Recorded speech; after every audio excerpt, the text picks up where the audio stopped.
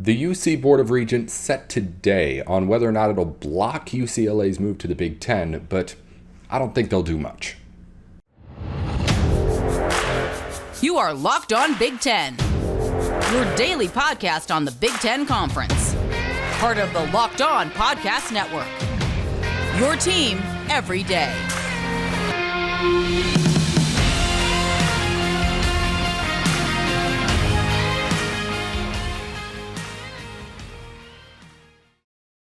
Hey, thanks for tuning in to Locked On Big Ten. I'm your host, Nate Dickinson. Coming up on today's show, we're going to take a look at the UC Board of Regents' stance on UCLA's move to the Big Ten.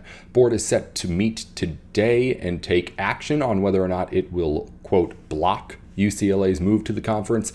And we'll discuss here in a minute on what exactly all that means. Also, later on, Seyko is back in. I did a crossover with Locked On Nittany Lions with the Penn State team set to face Rutgers this weekend.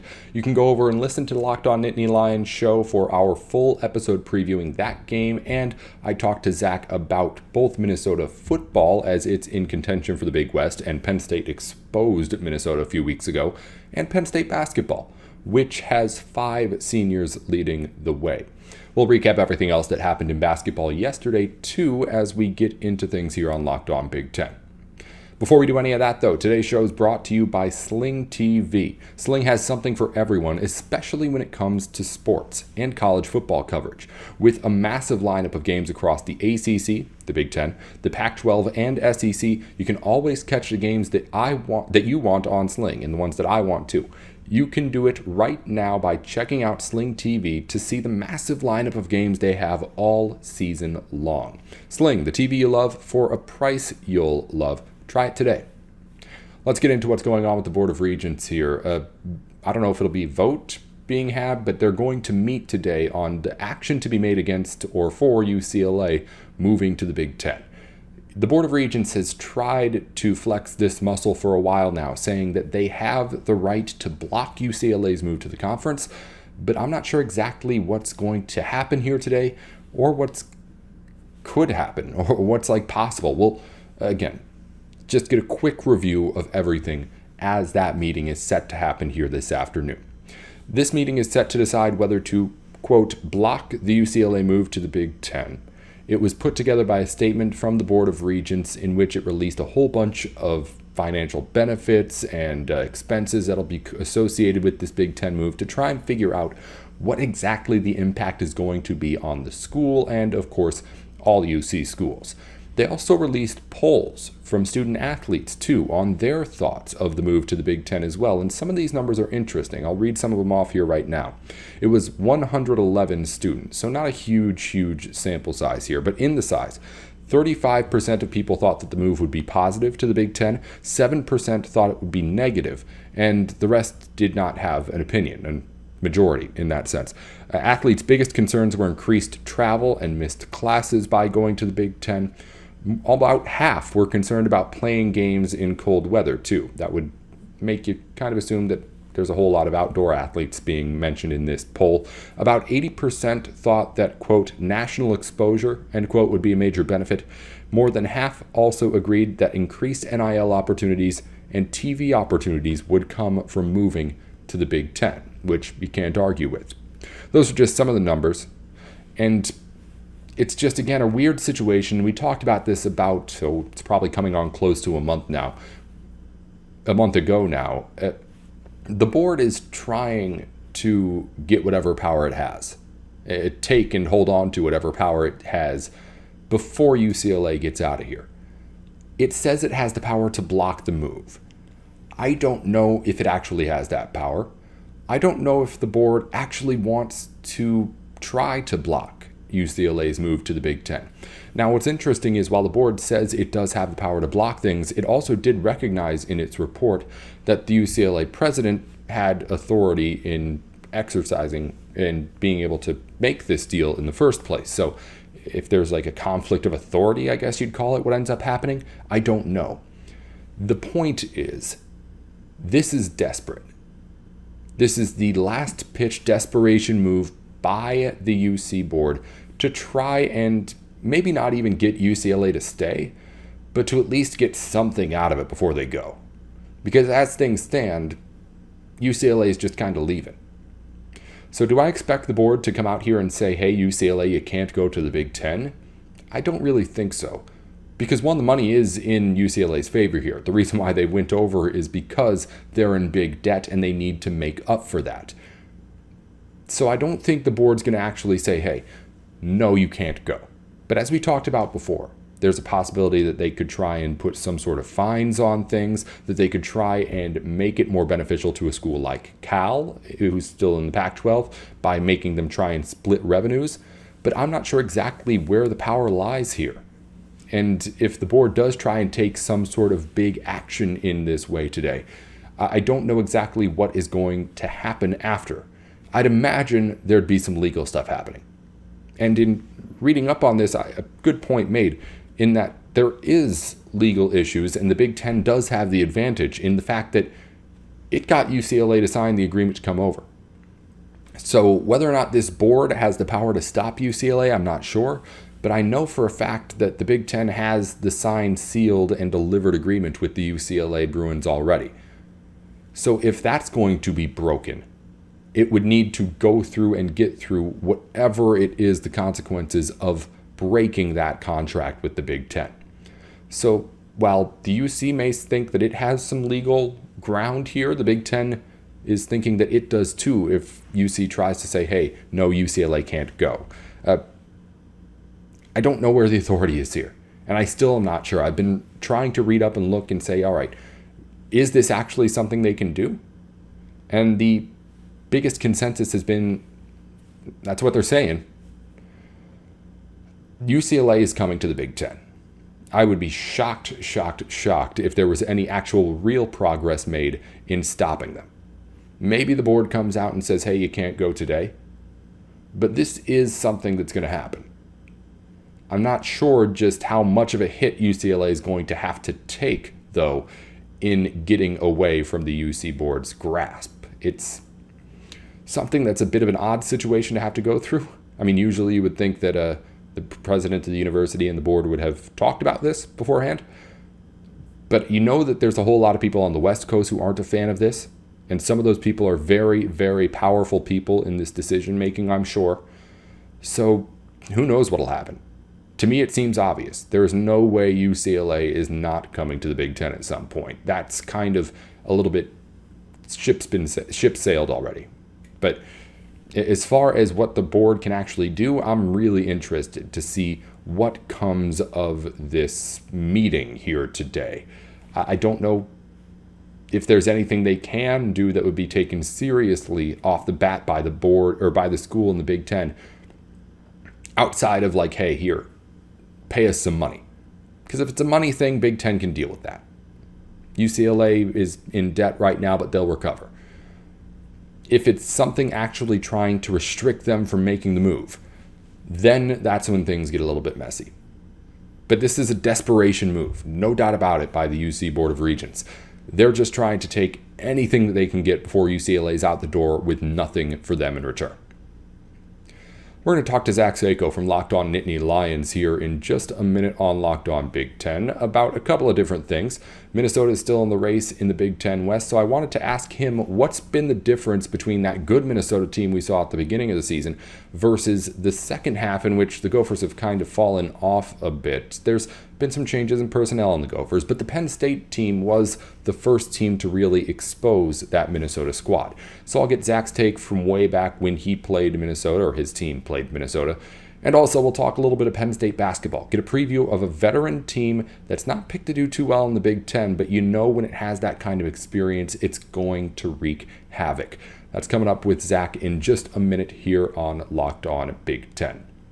Before we get into any of that, though, if you're in an emergency, or if you're trying to make sure you're never in an emergency, Simply Safe can be the place to go to make sure that your home is protected. It's a place where you can get 24/7 hour surveillance of your home, because while you're in your home, you know what's going on, right? You need to be able to have an eye on things when you can't have an eye on things, and that's what Simply Safe is for. They have the home monitoring system that is the best out there in the entire world. They can, again, have 24/7 assistance ready for you all the time. so you can make sure that the things and people that you value most are always safe, whether it's while you're away, while you're asleep, or anything else. Simply Safe makes sure that you are protected. Don't miss your chance to save big money on the system as well, too. The only security system that I recommend. Get 50% off any new Simply Safe system at simplysafe.com/lockedoncollege today. This is the biggest discount of the year from Simply Safe, so do not wait. Head on over to simplysafe.com/lockedoncollege. That's no place like Simply Safe. Hey, it's a lock-on crossover. You've already heard from Zach Seyko leading off the last two segments here with Locked On Nittany Lions. Nate Dickinson with you on Locked On Big Ten as we start to take a look into the weekend around Big Ten football and also Big Ten basketball starting up as well too. So we'll just have a kind of general Big Ten convo with Zach about some of his thoughts about what's going on around the Big Ten. And of course, we got to plug around the Locked On Network too. If you're listening in to a Locked On show, it's one of ours, Locked On Nittany Lions or Locked On Big Ten right now. Go subscribe to the other one. Just do us a favor and do that right now on YouTube, Twitter, and podcasts, all that kind of stuff to make sure that you're staying up to date around the Big Ten and around Penn State as well. All right, Zach, let's get into the weekend here in Big Ten football. We've talked Penn State and Rutgers here in the first two segments of your show. I want to get into and pick your brain on what you think about what Minnesota Gophers. Because Penn State's played Minnesota. Penn State has played the more recent version of Minnesota that does not seem quite as good as what we had at the first part of the season for the Gophers. But when you had this Gopher team, which is now contending again for the Big Ten West, what did you make of what Minnesota brought out there? Because they've got, of course, a big matchup with Iowa coming up on Saturday, probably the biggest of the weekend in the Big Ten. I think they're one-dimensional. And even now, Callie McManus started that game against Penn State, but I'm not even sure that Tanner Morgan, if he had played, that they would have had much more success. Maybe they score another field goal and put another drive together. I actually think Callie McManus helped them out because he showed a little bit of dual threat capabilities. And Tanner Morgan is a statue. He's the pocket passer. He is Minnesota's version of Sean Clifford, if you will. Now, I like Mo Ibrahim. I do a lot. I think eventually he will be a kind of whether he's not necessarily a number one running back in the NFL, but he'll be a guy that gets rotated into the fold. Like he'll be a solid 2 or at least be used in a running back by committee at some point in time. So what I believe in Minnesota is that they're well coached. I have the utmost respect as just a college football fan for PJ Fleck. But this Minnesota team, because of the lack of receivers, this Iowa team, they're the second best secondary. I know statistically it's Illinois, but from a talent standpoint, Iowa has the second best secondary in the Big Ten. And they're closer to Penn State than most people might imagine. So with that being said, and none of the attention that you need to focus on this wide receiver core for Minnesota, I like Iowa a lot. I think Iowa's actually going to emerge. And even though they've gotten a ton of criticism from everybody across the country about, well, they need to change up a quarterback, they need to fire Kirk Ferentz's son, Iowa faced some tough teams when they were seeing the lowest of their quarterback play. And if you look as of late, Spencer Petras looks like a decent quarterback. So Minnesota's favored in this game, but I think Iowa outmatches them just by how smothering this defense is. What about the Minnesota defense? That was supposed to be really good. Then it gives up 45 points to you guys. Game script as well. You know, Penn State it's the fact that Minnesota's offense doesn't help them out. So if Minnesota's able to control the time of possession, which I think they can under most circumstances, but Iowa's going to sell out for the run. And why shouldn't they? Because they can leave all those cornerbacks on an island. So it's not that Minnesota's defense isn't good, but when your offense goes 3 and out or turns the ball over on plus side territory for the opponent, yeah, it's going to look like it's a lot worse. And I think Iowa will do just that. They'll force turnovers and they'll be able to get this offense on the field and no problems. To be fair to Minnesota, it's one-dimensional, but the one dimension's been working still, even without the other. Callie McManus last week threw 13 passes against Nebraska. Mo Ibrahim still did his thing, was perfectly fine. They had to come back from a 10-0 deficit at halftime, but they ended up beating the Cornhuskers. I think Yes, Iowa's going to sell out for the run, but to be honest, I think Minnesota is going to be pretty close to selling out for the run as well. This game's going to be played on a Saturday in which in Minnesota, the high is freezing at 32 degrees. Yeah. So there won't be a ton of passing in this game. A ground and pound classic Big Ten football game. It's the reason why it's one of the lowest spread or lowest totals in college football history. I think it's at 32.5 right now, if I'm remembering right on my numbers. Yep. It's just really, really going to be run after ground and pound, and it's going to be a battle in the trenches. I think Minnesota's offensive line is good. Their center is one of the best in all of college football and probably maybe the best in the Big Ten, but he's really, really good. And Mo Ibrahim, I think, is going to be able to be okay in this game. I agree with what you're saying about I was going to be planning for it, but teams have been planning for it. Minnesota's been not able to pass the ball this season. Mo Ibrahim's still doing his thing. I don't know how much Iowa's able to slow him down, but we'll see what ends up happening because this game is going to be just a whole lot of that. Runs up the middle, guys being in and trying to just push each other out of the way to get tackles and get inside. As much as I want to agree with you, because I respect Minnesota for where they're at, but their most three recent wins, Rutgers, Nebraska without Thompson at starting quarterback, and then you have the game against Northwestern most recently where they barely won. So if they beat Rutgers, no problem, but they struggled to win convincingly against Nebraska and Northwestern, which concerns me. So they can do the best coaching job. They just don't have the horses to contend with some of these better skilled teams. Like they're just being out-talented. I would say, and I have said, they have potential here to be the biggest disappointment in the Big Ten this season, given what they did early. Because at the start of the season, everyone was kind of up in the air. People thought Nebraska might win the Big Ten West. People thought it would be Iowa or Wisconsin or Minnesota or Purdue. We're all in the conversation. But once the season started, it was Minnesota who was playing that good football off the start. And 3-4 weeks in, you see Iowa fall off and lose 2 games early. Nebraska, of course, loses games early on. Wisconsin didn't look good. Minnesota was looking like it was going to be like standalone best team in the Big Ten West. And then it just all kind of fell apart. Gophers have not been there, and they're still in it. They're still tied for the Big Ten West lead right now. But they do have, as it stands, the longest path as far as what they need to actually win that side of the conference. And it's not looking good with how they've been trending lately. And interesting to hear what you thought after you saw, of course, really the first sign of that when Penn State destroyed Minnesota the time that those two teams played.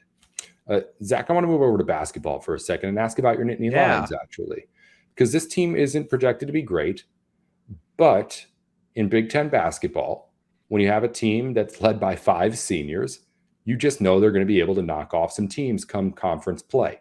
What is it that this team does well that's going to be able to get them to do that? I light up now when we talk about Penn State men's basketball. Pat Chambers walks so that Micah Shrewsbury can run. This team, what they do well, they shoot the 3 ball very well. Last year, it was around 34%.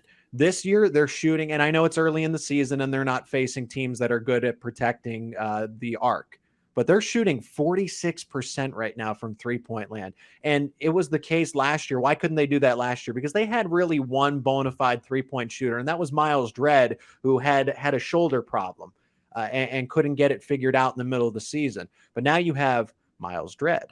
Now you have Andrew Funk and Cam Winter, who you got out of the transfer portal. And a guy like Andrew Funk is automatic from the corner whenever you line him up and you give him a second to get set. Jalen Pickett's the do-it-all guy. He just came off of the triple-double, the second Nittany Lion in history to have a triple-double since 1998. Calvin Booth and Jalen Pickett. So it's historic. This team's already setting records with 3-point shots, 3-pointers made, 3-pointers attempted, because that's the team they're going to be. They're going to shoot the ball. They've shot it effectively. And basically, when they face these teams that are not good shooting teams, like a Butler, for example, Butler's not a good shooting team, even though they had big men. Why didn't they clean up the glass? Penn State ended up out-rebounding them.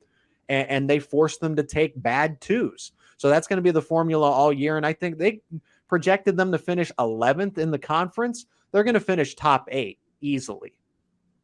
You had the 5 seniors: Jalen Pickett, Cameron Winter, Andrew Funk, Miles Dredd, Seth Lundy. All seniors, all right now averaging double-digit points right now. You mentioned Pickett with the triple-double. Is he the leader? Is he the guy who's going to be carrying the flag and leading the way for this team? Yeah, he is the guy because last year he would almost play all of the 40 minutes. You basically had to pull him off of the court. And this year, now that you have a little more depth in that front court, you don't necessarily need to do that. I've seen him play around 32, 33 minutes, but that's still a lot. I would say he's the one guy, like in terms of leadership and running the floor. And then Seth Lundy would be that too. The complementary guys are the Cam Winter and the Andrew Funk. But Cam Winter showed that, I mean, he led the team in scoring the other night against Loyola Maryland. So any of these guys can rise to the occasion. Andrew Funk was one of the scoring leaders in game 1 when they played Winthrop. So it's almost an any given night type of thing. But I would say that Jalen Pickett's the one to charge them into battle. What about defending the bigs? In the Big Ten, that's still the story here. Not quite as much as it was last year, but Zach Edey's still there. Hunter Dickinson's still there. Trace Jackson-Davis, not quite the traditional big, but is the size that leads that Indiana Hoosiers team. Does Penn State have someone who can defend big guys down low? And short answer, not right now. Well, in their front court, so they've been content with starting a 6'7" forward in Caleb Dorsey as their quote unquote 5, but they're using their speed and athleticism to basically tire these big guys out. Manny Bates had his way for Butler, but Penn State essentially let him and said, we're going to force you to make mistakes in other aspects of the game, but we're going to allow your big man to have success, because why waste our time trying to defend something that we're just not ultimately good at, but instead let's smother you everywhere else where we can make you struggle. So that's what Penn State's doing. They're just playing to their strengths, and that's what they had to do last year. That's why they played that slow pace. Who was the first team to 55? This year, it's going to be a race to 80, to even 90 points in some point at times during the season. So Penn State's going to try to outshoot you and force you into bad shots. They are not going to waste their time double teaming the Hunter Dickinson.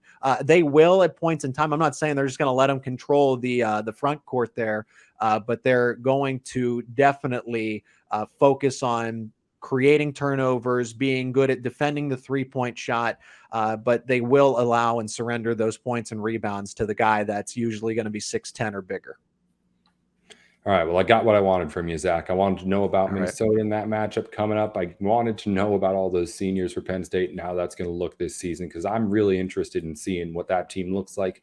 And if they're shooting the way that they have been, it's going to be a whole lot of fun, too. So I wanted to pick your brain on that and make sure we got all that in. Locked On crossover episode with Locked On Penn State and Locked On Big Ten. That's Zach Seyko. I'm Nate Dickinson.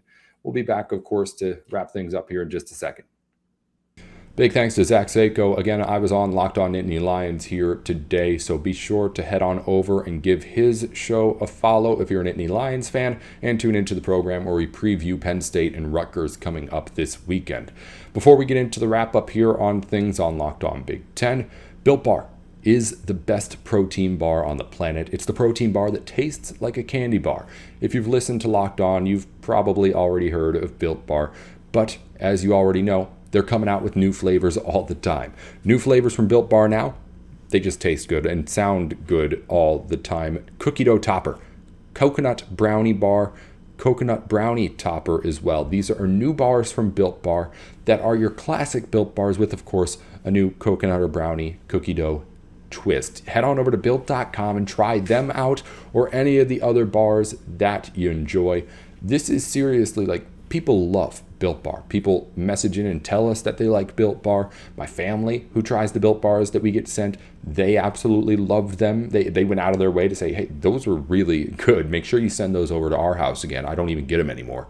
Go on over to built.com and use our code LOCKEDON15. That's LOCKEDON15 to get 15% off your first order at built.com. Quick wraparound of the basketball from last night in the Big Ten as we start off or wrap up here on Locked On Big Ten. First matchup to note, number 20 Michigan destroys Pitt in the second half. Final score 91-60 in the Legends Classic. This game was close early on, and it was like, okay, what's going on with Michigan? Struggle against Eastern Michigan. Yes, Amoni Bates is really good. And then struggling here against Pitt early on, too. But then the Wolverines just turned the afterburners on and blew out the Panthers in the second half. It was only a 6-point game at halftime. It was really reassuring to see Michigan kind of regroup and dominate in that way against a Pitt team that's in a Power 5 conference, or Power 6, however you want to call it, and be able to get a big win here early in the season, something that gives you some confidence going forward instead of being a little like, all right, let's see some domination here from this team early in the season. Jet Howard, 17 points in just 19 minutes. He was limited because of foul trouble, did end up fouling out in that game. Joey Baker, 14 points in 22 minutes off the bench for the Wolverines. He was 4 for 5 for 3 as well. And Kobe Buffkin, 14 points. Hunter Dickinson finished with 11 and 7 rebounds.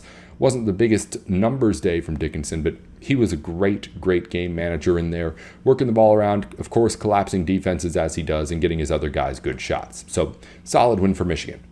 Next matchup to tell you about, Ohio State beats Eastern Illinois 65-43 at home. This one was another close one. Only a 6-point game as well at halftime between Ohio State and Eastern Illinois. It was Bryce Sensabaugh off the bench, the star for the Buckeyes. 20 points, ends up finishing with that after only 17 minutes coming off the bench. Also Zed Key, 10 points and 14 rebounds. Neither team shot exceptionally well. The score indicates that, winning team winning by 20 and only scoring 65. Eastern Illinois was just terrible from the field, though. Give credit to the Ohio State defense if you like, but a really off game from them, even by the standards of playing a good Ohio State team. Finally, Iowa won on the road at Seton Hall in the Gavitt games.